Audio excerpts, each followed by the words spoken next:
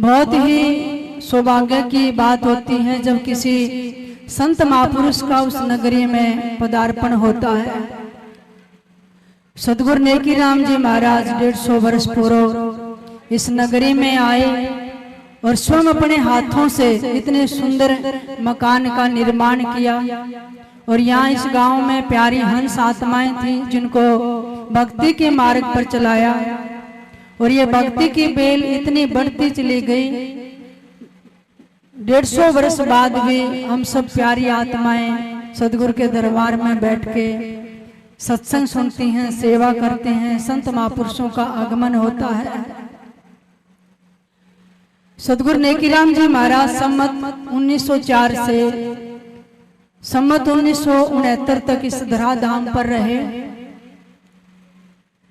बेतराग, परमहंस, त्यागमूर्ति, अवधूत शिरोमणि, तपोनिष्ठ, ब्रह्मनिष्ठ सतगुरु नेकीराम जी महाराज का जीवन ज्यादातर साधनाशील और जंगलों में तपस्या के रूप में रहा है। जब संत इतना तप इकट्ठा कर लेते हैं, तेज इकट्ठा कर लेते हैं, फिर कहीं एक जगह बैठ के जीवों का कल्याण करते हैं। सतगुरु नेकीराम महाराज को जब बहुत जिज्ञासा जगी कि इस धराधाम पर मेरे गुरुदेव कौन होंगे, तब एक दिन बनी में जो साधना कर रहे थे उसी समय खेखड़ा में सतगुरु गीसासन जी महाराज थे। उन्होंने आंतरिक अवस्था को जानकर और वहां पर सूक्ष्म शब्द रूपी प्रकट होकर नेकीराम जी महाराज को गुरु दीक्षा प्रदान करके गए।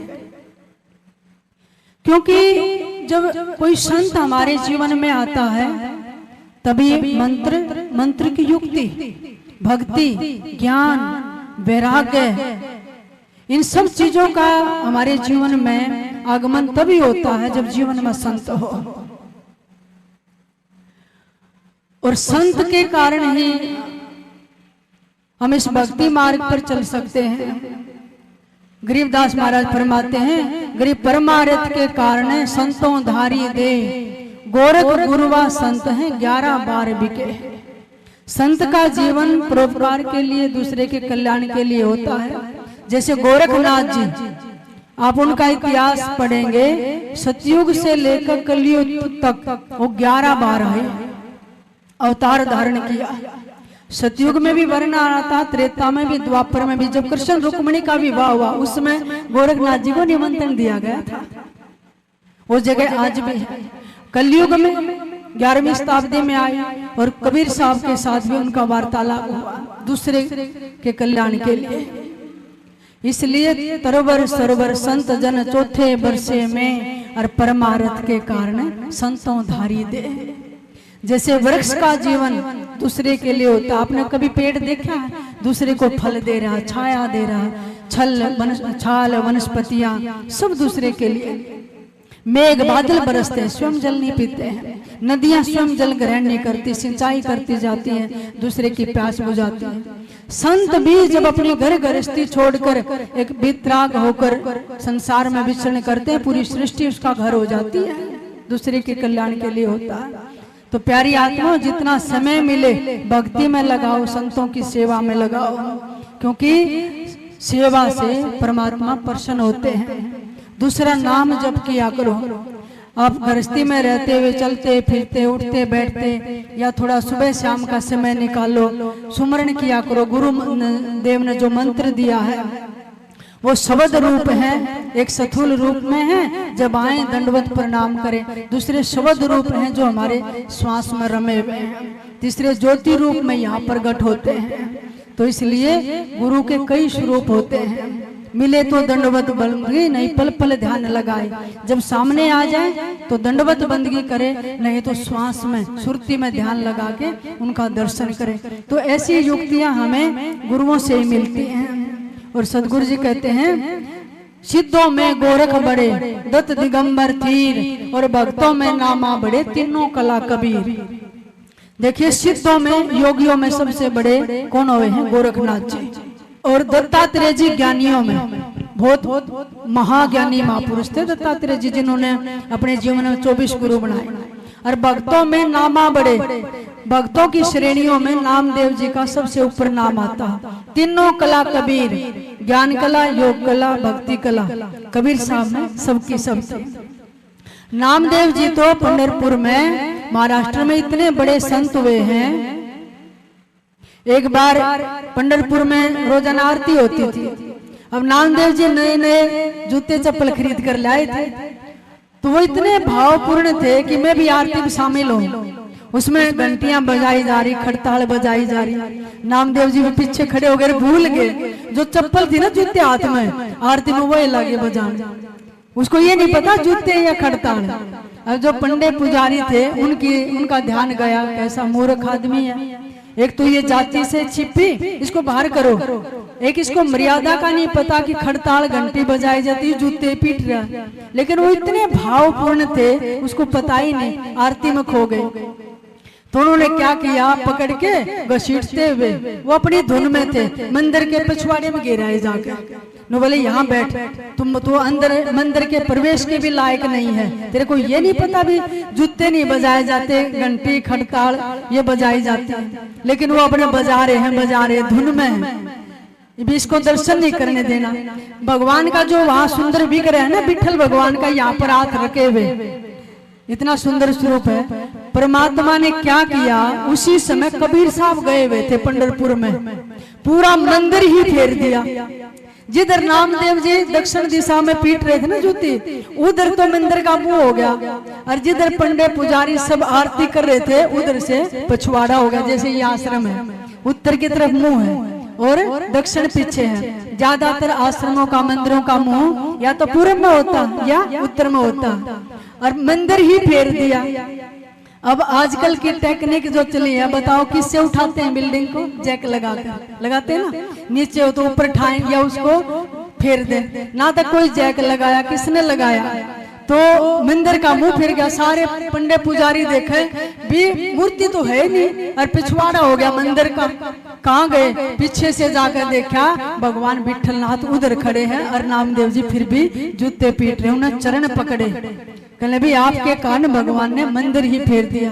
तो सदगुरु गरीबदास जी महाराज वाणी में फरमाते हैं प्रमाण, गरीब निश्चय ही से देवल फेरा, पूजो क्यों न पहाड़ा, नामदेव दरवाजे बैठा, पंडित को पछवारा। कहते नामदेव जी की तरफ तो दरवाजा हो गया और पंडितों की तरफ पछवाड़ा हो गया। अगर मूर्ति मानकर बजोगे तो पत्थर ही है, और मूर्ति में भी भाव आ गया तो परमात्मा ही है। परमात्मा आपके भाव के ऊपर है। नामदेव जी ने 72 बार भगवान को प्रकट किया। मरी हुई गऊ जबाई, उनके हाथों से दूध पी लिया, और क्या नाम है, कुत्ते के अंदर प्रकट हो गए और मंदिर फेर दिया। और फिर वहीं पंढरपुर में अंका बंका थे, वहां पर नामदेव जी गए उनसे मिलने। उनकी बेटी अवंका कुछ औषधि पीस रही थी। नामदेव ने पूछा, बहन अवंका क्या कर रही है? कहने लगे, अरे नामदेव, तूने भगवान सदगुरु को इतना दुखी किया, कबीर साहब आ रहे हैं, और तूने उनको इतना दुखी किया, तेरे कारण मंदिर फेरना पड़ा, कंधे पर चोट लग रही है, हल्दी का लेप बना रही है। सदगुरु इतने काम करते हैं हमारे, यहाँ हल्दी का लेप लगाया, कहेंगे कंधे बदर का मंदिर फेरना पड़ा, यहाँ हल्दी का लेप बना रही। नामदेव रोने लगे, क्योंकि अंका बंका तो बिल्कुल ही भगवान से कोई भी चीज मांगते नहीं थे, बिल्कुल निष्काम भक्ति करते थे। निष्काम भक्ति वाले के लिए तो परमात्मा आगे पीछे घूमता है। सदगुरु कबीर साहब ताना बुनते थे, जुलाहे के घर में काशी, और संतों की सेवा करते, और जैसा बच जाता संतों का भंडारा करते। एक संत सुबह सुबह आकर घर में अलख जगा देना और बैठकर भोजन कर ले, समझो आपने 68 तीर्थ कर दिए हैं। 68 का फल एक है, एक संत जी माया। आपके घर में पवित्र अन्न है, एक संत को भोजन कर दो, 68 तीर्थ का फल मिल जाता है। सो कबीर साहब जी और संतों की सेवा ही करते थे। एक दिन कुछ भी नहीं था पास में, और चिट्ठी फेर दी थी, कबीर भंडारा कर रहे हैं। 60 दर्शन बेस इकट्ठा हो गया काशी के अंदर, और पता कितनी जमात, 18 लाख। तो रविदास जी जाकर कहने लगे, कबीर साहब जी इतना भोजन कहाँ से लाएंगे, ये तो 18 लाख की जमात आ गई। कहने लगे चिंता क्यों करते हो, बैठ के धनी से तार जोड़। एक स्वरूप से तो रविदास जी कबीर साहब वहां बैठे हैं, सूक्ष्म रूप से सतलोक पहुंच गए। और जब पहुंचे ना सतलोक की डोडी पे परमात्मा केशव बंजारा बनके और 9 लाख बोरी बैलों पे लेकर लादे खड़े थे। ये मोती असंख्य बोरी लिखा वैसे सदगुरु ने। जब कबीर साहब ने कहा आपका बहुत बहुत शुक्रिया, 18 लाख हैं, इतना नहीं चाहिए असंख्य, और क्या नाम है 9 लाख बोरी पर राशन आएगा, इतना ही बहुत है। केशव बंजारा आकाश मार्ग से देवताओं की जमात लेकर जैसे बैलों को कैसे आंकते हैं, हे हर है ना, हर हर ऐसे करते गांव में जब हाड़ी होता। तो सदगुरु कहते हैं 9 लाख बोडी भरी विशंबर दिया कबीर भंडारा है, हे हर होती आई, है ना। कहते हे हर गुण छई और पाल थे, उनके बैलों के नाम है पाल और डेवे थे। तो सदगुरु कहते हैं धरती पर 3 दिन भंडारा चला। तो गरीबदास महाराज फरमाते हैं गरीब है भारत ढूरी कबीर के भक्ति हेत के काज, सेव को तो सिर दिया बेच बंदगी नाज। कबीर साहब के ढूंढ गए परमात्मा बालद लेकर आगे और ऐसा भंडारा किया बिना पकाया, पकता रहा, भोजन करते रहे। दौड़ और सोने की मोर सबको दक्षिणा में दी गई। और आखिर में केशव बंजारा सदगुरु कबीर साहब से अधर्म तंबू में बात करके अंतर ध्यान हो गए। ना किसी नाते दिखे और ना जाते दिखे, अंतर ध्यान हो गए। ऐसे ऐसे चमत्कार इस भक्ति के अंदर हैं। सेव सम्मान की थे काशी के पास, जब कबीर साहब उनके भी घर में गए, परीक्षा ली उनकी भक्ति की, अपना सिर काट कर और 3 शेर अन्न लेकर आए थे। तो सदगुरु कहते हैं भक्ति में परमात्मा ऐसे प्रसन्न हो जाते हैं, क्योंकि शरीर तो मुर्दा 24 तत्वों का एक दिन काल में ले जाना है। और सदगुरु कहते हैं गरीब सिर साटे की भक्ति है और कछु नहीं बात, सिर के साटे पाइए औगत अलग अनाथ। सिर साटे का मतलब तन मन अपना बिल्कुल अर्पण कर दे। तो इसलिए भाई हम सब बड़ भागी आत्माएं हैं इस घोर कलयुग में, और आगे तो और घोर कलयुग आएगा, संतों का भी टोटा हो जाएगा। क्यों, ये तो साधना करके निकल जाएंगे। तो अभी निकलने का समय है, भक्ति का फिर भी पैरा चल रहा है। नाम जपो, अपने घर को स्वर्ग जैसा बनाओ, अपने बच्चों में अच्छे संस्कार डालो, नशे से मदिरा पान से हुक्का बीड़ी शराब से दूर रहो, क्योंकि नशा नाश की जड़ होता है। घर में सास ससुर की माता पिता की सेवा करो, पतिव्रता नारी बनकर रहो, फिर देखो स्वर्गवानी स्वर्ग आपके घर में है। और आपको नहीं जाना पड़ेगा, परमात्मा आपके पास उतर कर आएगा। मीरा के पास उतर के आए, धरू के पास उतर के आए, कबीर साहब के पास उतर के आए, है ना, प्रहलाद के पास उतर के आए। ये गृहस्थियों में तो रहने वाले थे, और इनके पास मालिक उतर कर आए। जिस दिन इतना धर्म तप और भक्ति बढ़ गई, वो तो भक्तन के पीछे फिरे। कहते कबीर कहते हैं